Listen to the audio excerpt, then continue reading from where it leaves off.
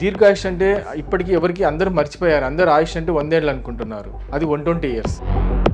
So ఒకప్పుడు మీరు చూసుకుంటే 120 సంవత్సరాలు వ్యాధులు లేకుండా బతికారు. వ్యాధులు మనుషులకు కాక మానవులకు వస్తాయని చాలా మంది అంటారు. నేను దాని గురించి చాలా రీసెర్చ్ చేశాను. ఈ వర్డ్ ఎంతవరకు కరెక్ట్, నిజంగా ఈ స్టేట్మెంట్ కరెక్టా అంటే కాదు. మీరు గమనిస్తే ప్రతి జంతువుకి క్లారిటీ ఉంది. ఎలా జీవించాలి, ఎలా చనిపోయే వరకు దానికి ఒక క్లారిటీ ఉంది. ఏం తినాలి, ఏం తినకూడదు మీరు గమనించండి. కానీ మనిషి అన్ని తింటూ ఉంటాడు, ఏం తినకూడదు అవన్నీ తింటాడు. ఏది కూడా తెలియదు. ఎలా జీవన విధానం అనేది ఏమీ తెలియదు. మన శరీరం ఉన్నది రోగాల కోసం కాదు, ఆనందంగా బతకడానికి. ఆనందంగా బతకడానికి. మరి ఇప్పుడు చూసుకుంటే 60-70 ఏళ్లకే ఇంకా అయిపోయింది జీవితం అన్నట్టుగా అనుకుంటున్నారు. మరి 100 ఏళ్ళు మీరు అన్నట్టుగా 120-125 వరకు బతకడం అంటే ఎలా అసలు? Welcome to I dream. నా పేరు లుంపిని. శతమానం భవతి అని దీవిస్తూ ఉంటారు. అంటే నిండు నూరేళ్ళు ఆరోగ్యంగా ఆనందంగా ఉండాలి అని చెప్పి. కానీ ఈ రోజుల్లో అది సాధ్యమయ్యేలాగా అస్సలు కనిపించట్లేదు కదా. కానీ అలా కాదు, సాధ్యపడుతుంది. దాని దగ్గర నాకు ఒక చిట్కా ఉంది, దాన్ని నేను ఇంప్లిమెంట్ చేస్తాను అని చెప్పేసి మాట్లాడుతున్నారు ఆయుర్వేద ప్రొఫెసర్ శ్రీనివాస్ రెడ్డి గారు. ఆయనతో మాట్లాడదాం. హలో సార్, నమస్తే. నమస్తే అండి. శతమానం భవతి అని చాలా సంతోషంగా దీవిస్తూ ఉంటారు పెద్దవాళ్ళు మన్ని. కానీ దీర్ఘాయుష్మాన్ భవ అని అంటారు. అంటే ఎలా సాధ్యపడుతుంది అంటే ఈ రోజుల్లో కండిషన్స్ని బట్టి, లైఫ్ స్టైల్ని బట్టి, కొత్తగా పుట్టుకొచ్చే రోగాల్ని బట్టి చూస్తే మాత్రం అస్సలు సాధ్యపడదు అని అనిపిస్తుంది. బట్ మీరు దానికి ఏం చెప్తారు? సో ఆయుర్వేదం ఏం చెప్తుందంటే, ఆయుర్వేదం స్టార్ట్ అవ్వటమే మాకు చరక సంహిత అనొచ్చు, అష్టాంగ హృదయం అనొచ్చు, మాకు ఋషులు ఏదైతే చెప్పారో వాళ్ళు స్టార్ట్ చేయటమే దీర్ఘ జీవిత ఆద్యం అనే పేరుతో స్టార్ట్ చేశారు. అంటే దీర్ఘ జీవితం. ఇంకొకటి ఏమో ఆయుష్ కామ్యం, అంటే ఆయుష్ని కోరుకునే ఇది అనమాట. అంటే ఫస్ట్ మనం ఆయుర్వేదం స్టార్టింగే ఆయుష్ని కోరుకునే వాళ్ళు, దీర్ఘాయుష్ని కోరుకోవడం అనేసి. సో ఫస్ట్ వాళ్ళు దేనికి ఇంపార్టెన్స్ ఇచ్చారంటే ఆయుర్వేదంలో దీర్ఘాయుష్కి ఇంపార్టెన్స్ ఇచ్చారు. దీర్ఘాయుష్ అంటే ఇప్పటికీ ఎవరికి అందరూ మర్చిపోయారు. అందరూ ఆయుష్ అంటే 100 ఏళ్ళు అనుకుంటున్నారు. అది 120 ఇయర్స్, 120 సంవత్సరాలు మనిషి ఆయుష్. సో ఒకప్పుడు మీరు చూసుకుంటే 120 సంవత్సరాలు వ్యాధులు లేకుండా బతికారు. ఓన్లీ జస్ట్ జీవించడం కాదు, వ్యాధులు లేకుండా బతికారు. మీకు ఎగ్జాంపుల్ అంటే శ్రీకృష్ణుడే 125 ఇయర్స్. ఆయన దేహం వదిలేటప్పుడు ఆయన వయసు 125 ఇయర్స్. సో అందరిది ఒకప్పుడు 120 సంవత్సరాలు ఒక్క వ్యాధి లేకుండా బతకడమే ఒరిజినల్గా సంపూర్ణ జీవనం అనేవాళ్ళు. వ్యాధులు అంటే ఇంకొకటి ఏమంటే ఇప్పట్లో ఒకటి ఉంది, అంటే మనకు ఒక నానుడి ఉంది, అంటే వ్యాధులు మనుషులకు కాక మానవులకు వస్తాయని చాలా మంది అంటారు. నేను దాని గురించి చాలా రీసెర్చ్ చేశాను. ఈ వర్డ్ ఎంతవరకు కరెక్ట్, నిజంగా ఈ స్టేట్మెంట్ కరెక్టా అంటే కాదు. శరీరం వ్యాధుల కోసం పుట్టలేదు. శరీరం పుట్టింది ఎందుకు అంటే దీనికి ఆయుర్వేద ప్రకారంగా ధర్మార్థ కామ మోక్షానం ఆయుర్వేదం సాధనం. ఈ శరీరం ఆద్యం కలు ధర్మ సాధనం. అంటే ఈ శరీరము ధర్మ సాధనం కోసం పుట్టింది. ధర్మం ఎందుకు కోసం అంటే మోక్షం కోసం, మోక్ష సాధన కోసం మనిషి పుట్టాడండి. అంటే ఆయుర్వేదంలో ఉండే, భారతదేశంలో ఉండే ప్రతి మన సంస్కృతి చెప్పేది మనకి ఏమంటే మనిషి పుట్టింది మోక్ష సాధన కోసం. అది సాధించాలంటే ఫస్ట్ ధర్మంగా జీవించాలి అనేసి. ఆ ధర్మ జీవనంలో ఆయుర్వేదం ఒక సపోర్ట్. అంటే ఏ విధంగా జీవించాలో మనకు తెలియదు. ఫస్ట్ ఆఫ్ ఆల్ మీరు గమనిస్తే ప్రతి జంతువుకి క్లారిటీ ఉంది. ఎలా జీవించాలి, ఎలా చనిపోయే వరకు దానికి ఒక క్లారిటీ ఉంది. ఏం తినాలి, ఏం తినకూడదు మీరు గమనించండి. ప్రతి జంతువు అన్ని తినదు.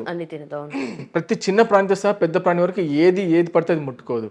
టైమింగ్ కూడా మెయింటైన్ చేస్తాయి. ఒక్క పంది తప్ప, పంది ఆల్ టైంలో తింటుంది. మిగిలిన ఏ జంతువు ఎప్పుడు పడితే అప్పుడు తినవు. టైం అయిపోతేనే అవి ఆపేస్తాయి. కానీ మనిషి అన్ని తింటూ ఉంటాడు, ఏవి తినకూడదు అవన్నీ తింటాడు. ఏది కూడా తెలియదు. ఎలా జీవన విధానం అనేది ఏమీ తెలియదు. మనిషికి తెలియకపోవడం వల్లే ఆచార్యులు, మన ఋషులు మనకు ఒక ఏ విధంగా జీవించాలనేది ఆయుర్వేదాన్ని మనకిచ్చారు. సో అది జీవించడం, ఏ విధంగా జీవించడం అని తెలిసినప్పుడు మనిషి అది ధర్మబద్ధంగా జీవించడం వల్ల మోక్ష సాధనకు అర్హత పొందుతాడు అనేసి. సో అది పొందాలి అన్నప్పుడు మినిమం 120 ఇయర్స్ సంపూర్ణంగా జీవించినప్పుడు ఒక మనిషి తన సాధన, అంటే భూమి మీద ఏ విధంగా దేనికోసం అయితే పుట్టాడో దాన్ని సాధించడానికి ఛాన్సెస్ ఉన్నాయనేసి. అయితే మీరు చెప్పే దాంట్లో ఇప్పుడు మన శరీరం ఉన్నది రోగాల కోసం కాదు, ఆనందంగా బతకడానికి. ఆనందంగా బతకడానికి. మరి అలాంటప్పుడు ఏదైనా కొత్త జబ్బు వచ్చినా, ఏదైనా వచ్చినా కూడా, అంటే అప్పుడప్పుడు జలుబు జ్వరము ఇలాంటివి వచ్చినప్పుడు ఇమ్యూనిటీ పవర్ పెరుగుతుంది, అప్పుడు వచ్చినా పర్లేదు అని చెప్పి కొంతమందికి అస్సలు రాకుండా కూడా ఉంటుంది. కొంతమందికి ఎక్కువ వచ్చే వాళ్ళు ఇంకా స్ట్రాంగ్ అవుతారని అంటారు కదా, ఇది ఒకటి ఉంది. మరి దాని గురించి ఏం చెప్తారు? అంటే ఇప్పుడు ప్రకృతి మనం నాశనం చేయడం వల్ల రోగాలు వస్తూ ఉన్నాయి. మీరు గమనించండి, కరోనా వచ్చిన టైంలో చెట్లన్నీ కొట్టేయడం వల్ల సిలిండర్స్ కోసం, ఆక్సిజన్ సిలిండర్స్ కోసం హాస్పిటల్కి వెళ్ళాల్సి వచ్చింది. అదే బయట చెట్లు ఉన్నప్పుడు దాని ఛాన్సెస్ చాలా తక్కువ.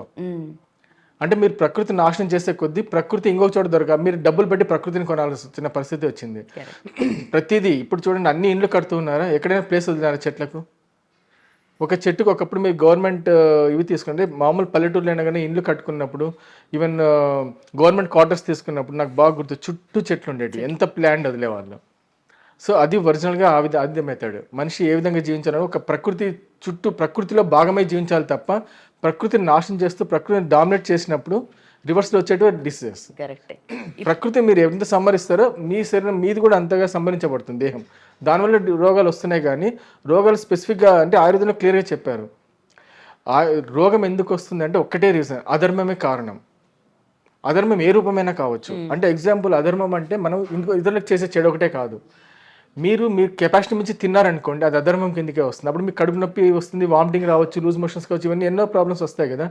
అది మీరు శరీరానికి సంబంధించిన అధర్మం. అది ఇతరులకు చేయటం అదే ఆలోచనలో కూడా మనిషి ఆలోచనలో కూడా చెడు ఆలోచన చేసినప్పుడు అది అధర్మం కిందికి అవుతుంది, దానివల్ల రోగాలు వస్తాయి. సో మీరు ఏ విధ సైన్స్ తీసుకున్నా కూడా అధర్మమే ఫైనల్గా కాస్.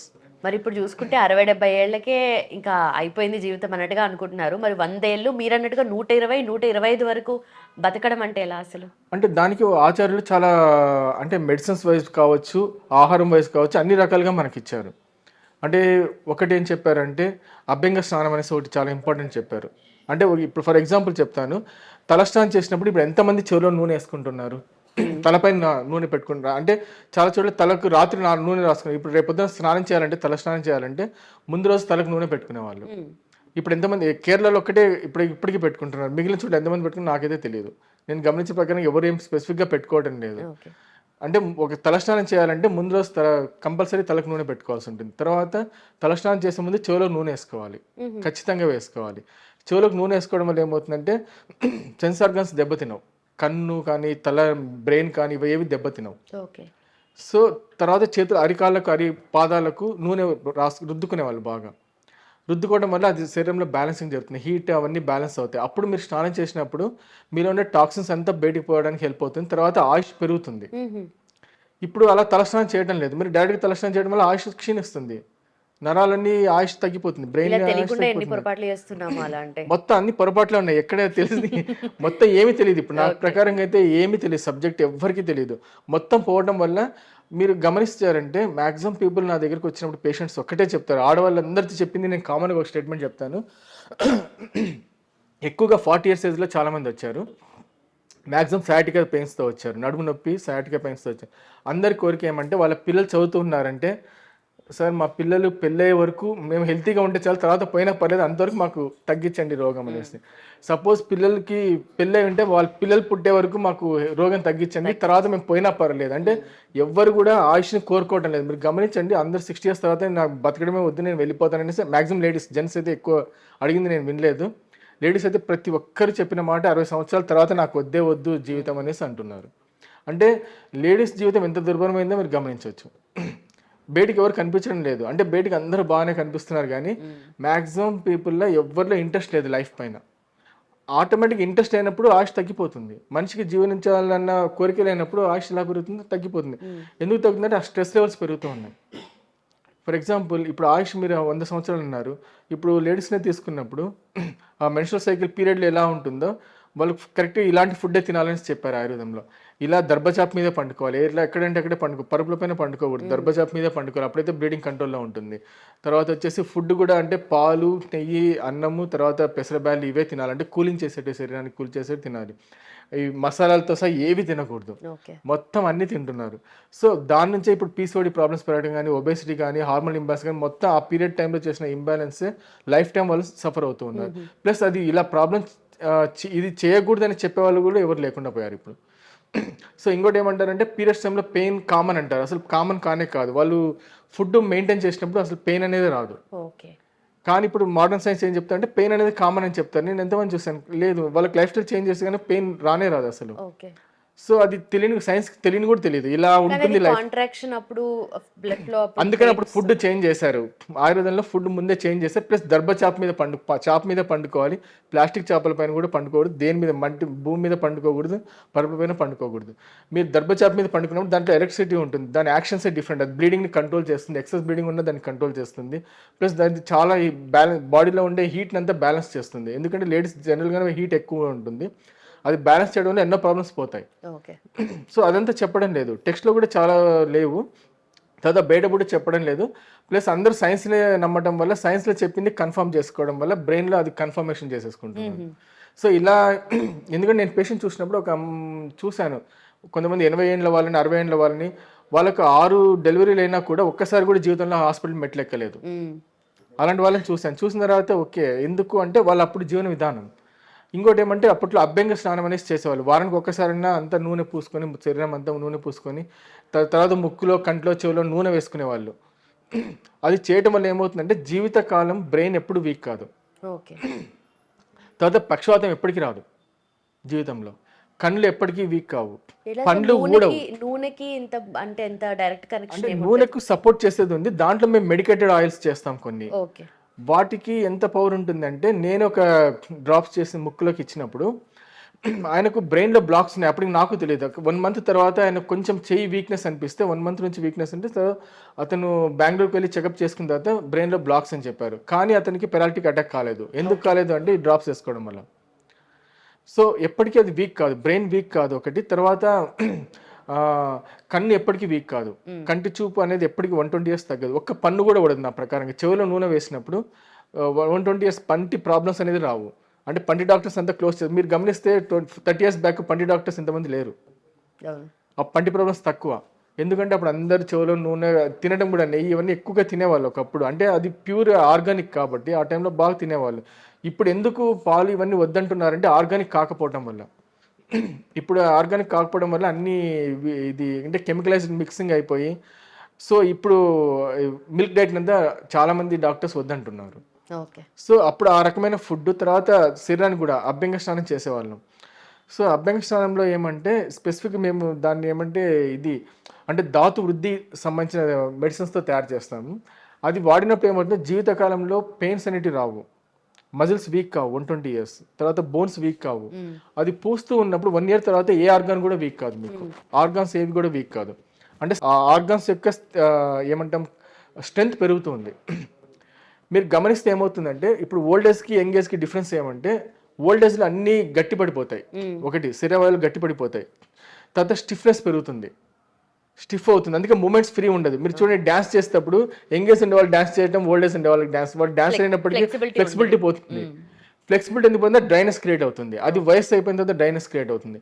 ఇది అభ్యంగం చేస్తూ ఉన్నప్పుడు నిత్యం అభ్యంగం చేసుకుంటున్నప్పుడు ఏదైతే ఉంటుందో ఆ స్టిఫ్నెస్ క్రియేట్ కాదు, ఎప్పుడు ఆయిలీగా ఉంటుంది. సో యంగ్ ఏజ్లో ఎలా ఉంటుందో ఓల్డ్ ఏజ్లో కూడా అలాగే ఉంటుంది. ఒకప్పుడు అవన్నీ పాటించారు. తర్వాత ఫుడ్ కూడా అలాగే 2 సార్లు భోజనం ఆయుర్వేద ప్రకారంగా 2 times meals. 3rd times meals చేసినప్పుడు మీకు ఆయుష్ తగ్గుతుంది.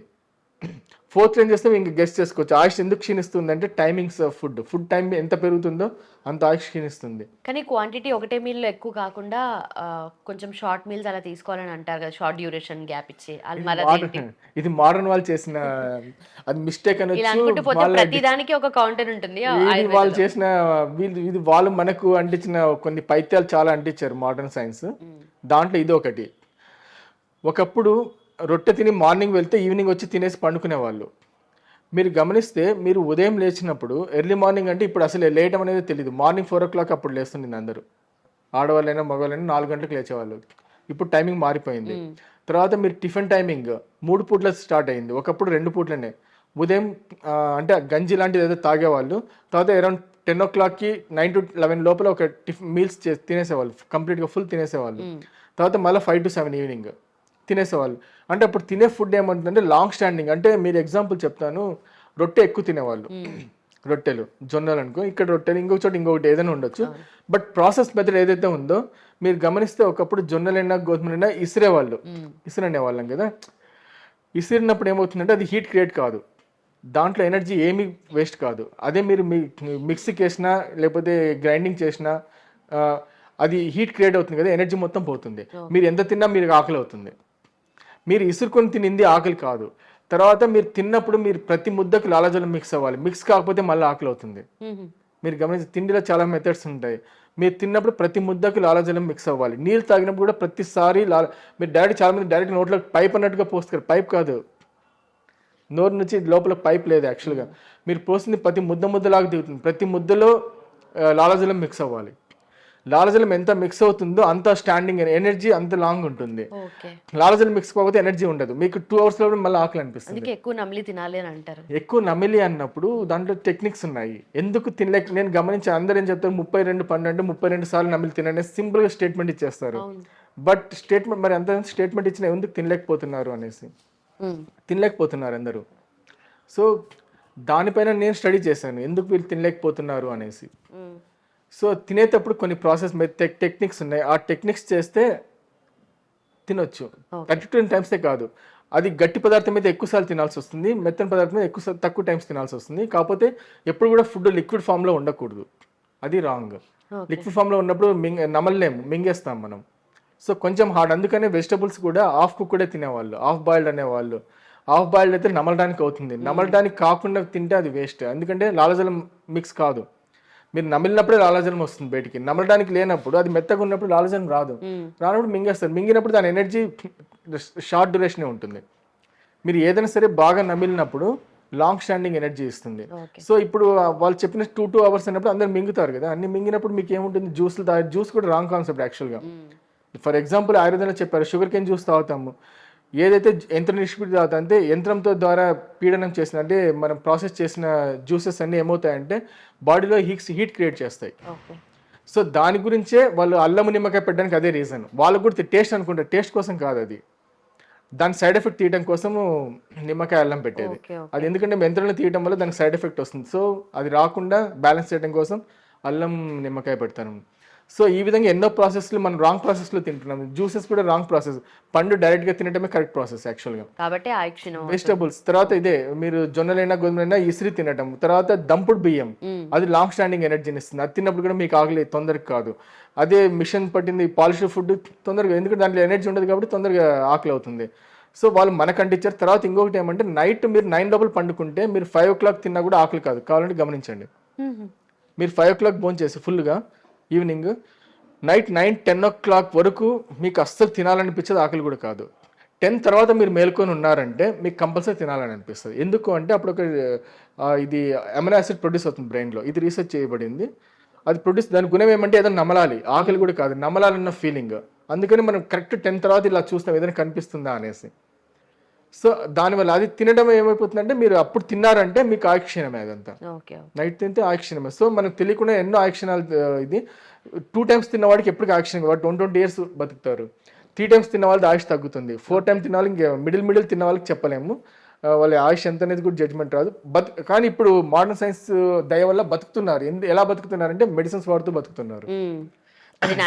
కాబట్టి అంటే హ్యాపీగా ఆనందంగా అన్ని తిని బతకడం లేదు, మెడిసిన్స్ వేసుకుంటూ జీవిస్తున్నారు. సైన్స్ చేసిన అది మంచో చెడు తెలియదు కానీ అందరూ మందులతో బతుకుతూ స్థితికి వచ్చేసారు. ఎవరు కూడా మందులు లేకుండా బతికే స్థితిలో ఎవరు లేరు ఇప్పుడు. సో మొత్తానికి మన లైఫ్ స్టైల్లో ఇన్ని మార్పులు జరిగాయి కాబట్టి ఆయుష్ కూడా తగ్గుతూ వస్తుంది. మనం కోరుకోవడం కూడా మీరు ఎవరైనా గమనించి ఎవరైనా అడగండి, ఎవరు బతకాలని ఇష్టపడటం లేదు, ఎవరిలో కూడా ఇంతజాజం లేదు. అంటే ఒకప్పుడు అంటే ఒక ఒరిజినల్ గా మనిషి అన్నప్పుడు యాక్టివ్నెస్ ఉంటుంది, ఇంతజాజం ఉంటుంది, జీవించాలన్న ఒక ఉత్సాహము అది చాలా ఉంటుంది. అది కూడా పోయింది ఇప్పుడు, మనిషిలో ఉండాలన్న ఫీలింగ్ పోయింది. సో అందుకని సైన్స్ ఎలా చెప్తుందంటే ఇప్పుడు మీరు ఆయుష్ తగ్గిపోయింది అని చెప్తున్నారు, ఏం తగ్గలేదు, ఆయుష్ ఎప్పటికీ తగ్గలేదు.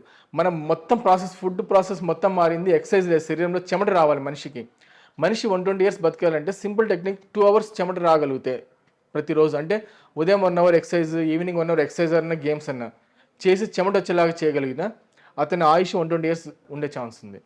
ఇప్పుడు ఎక్సర్సైజ్ స్వెట్ లేదు. ఇంకోటి మోస్ట్ ఇంపార్టెంట్ అంటే భోజనం చేసేటప్పుడు స్వెట్ రావాలి. స్వెట్ అంటే మీరు భోజనం చేయగానే మీకు ఆటోమేటిక్గా శరీరం అంతా కొంచెం స్వెట్ వచ్చిన ఫీల్ వచ్చేస్తుంది. మీరు ఫ్యాన్ వేసుకోకూడదు, అందుకే ఫ్యాన్లో ఉండకూడదు, మినిమం లైట్ గాలి ఉండాలి తప్ప ఫుల్ వాల్ ఉండదు. ఏసీలు అసలు తినకూడదు. మీరు తిన్నప్పుడు అది డ్యామేజ్ అవుతుంది. మన అవన్నీ రూల్స్ బేసిక్స్ లో తీసుకుంటే మాక్సిమం డ్యామేజ్ చేసేసుకున్నాము, రూల్స్ ఏ మర్చిపోయాము. కాబట్టి 120 years అంటే మనకి అది ఊహా కళ అనుకుంటాం, అసలు కళ కాదు, చాలా simple and easiest technique to live. అలా చాలా ఉన్నాయి దాంట్లో, 120 years లో ఎలా అనేసి చాలా ఉన్నాయి, దాంట్లో కొన్ని చెప్పాను నేను మీకు. Right sir, right. మీరు చెప్తుంటే నిజంగానే ఇది పాసిబుల్ అని అనిపిస్తుంది. బట్ ఇన్ని చేంజెస్ చేయాలి, కంప్లీట్ గా లైఫే కొంచెం టర్న్ అయిపోవాలి, ఎందుకంటే మనం ప్రతిదీ కూడా తప్పు చేస్తూ ఉన్నాం చాలా మంది. అంటే మీకు ఒక్కటి ఎందువల్ల అది అంటే మనిషి యొక్క లైఫ్ ఎసెన్సే హ్యాపీనెస్, అంటే శాంతి. నేను నా ఉద్దేశం హ్యాపీనెస్ అని కూడా జాయ్ అంటాం ఇంగ్లీష్లో, ఎగ్జాక్ట్ వర్డ్ అంటే జాయ్, లేకపోతే హ్యాపీనెస్ తీసుకోవచ్చు. సో శాంతి మనిషి యొక్క జీవనం యొక్క ఫైనల్ ఎసెన్స్. మీరు పండుకున్నప్పుడు ప్రశాంతంగా పండుకోగలిగారంటే మీరు ఆ రోజు ఎంజాయ్ చేసినట్టు. మీకు ఆ ప్రశాంతత లేదంటే కాదు అనేసి. మీరు ఎంతైనా వర్క్ చేయండి, 24 hours గాడిలాగా పని చేయండి, ఇట్స్ నాట్. మీరు ప్రశాంతంగా పండుకుంటే ఎస్ మీ ఫుల్ఫిల్ అయింది ఆ రోజు అనేసి. సో మీరు మితిమీరిన వర్క్ చేసినప్పుడు కూడా మీకు ఆ ప్రశాంతత దొరకదు. తర్వాత ఇంకొకటి ఏమంటే, మీరు సాయంత్రం తర్వాత సూర్యాస్తమైన తర్వాత ఎవరైతే బిజినెస్ చేస్తారో వాళ్ళు ఎవరికి ప్రశాంతత దొరకదు, పండుకోలేరు, నిద్ర కూడా రాదు. కన్ఫర్మ్ చేస్తాను నేను. సూర్యాస్తమైన తర్వాత ఎవరైతే వ్యాపార విషయాలు మాట్లాడతారో, వ్యాపారం చేస్తారో, ఎక్సెప్ట్ ఒక ఎమర్జెన్సీకి చేసే వాళ్ళు తప్ప. అంటే ఇప్పుడు ఎమర్జెన్సీలో డాక్టర్స్ వర్క్ చేయాల్సి ఉంటుంది, పోలీస్ వర్క్ చేయాల్సి ఉంటుంది, ఇంకొంతమంది ఎమర్జెన్సీ నైట్ టైమ్స్ సర్వీసెస్ కొంతమంది చేస్తారు, ఎసెన్షియల్ సర్వీసెస్ ఉంటాయి. సో వాళ్ళు మినహాయించి మిగిలిన ఎవరైతే నెసిటీ ఉన్నా లేకపోయినా నైట్ ఇది సూర్యాస్తమైన తర్వాత జాబ్స్ కానీ ఇంకోటి కానీ చేస్తూ పోతారు. వాళ్ళు దేమే ఎర్న్, అంటే వాళ్ళు సంపాదించుకోవచ్చు, కానీ హ్యాపీనెస్ తగ్గుతుంది, నిద్ర తగ్గుతుంది, ఆయుష్ తగ్గుతుంది, 3 తగ్గుతాయి. కాబట్టి గమనించండి, నేను ఇది అన్ని రీసెర్చ్ చేశాను. అందరూ అంతే, అంటే ఈవెన్ అందరికీ ఇది వర్తిస్తుంది, ఈవెన్ డాక్టర్స్ ప్రతి ఒక్కరికి ఇది వర్తిస్తుంది.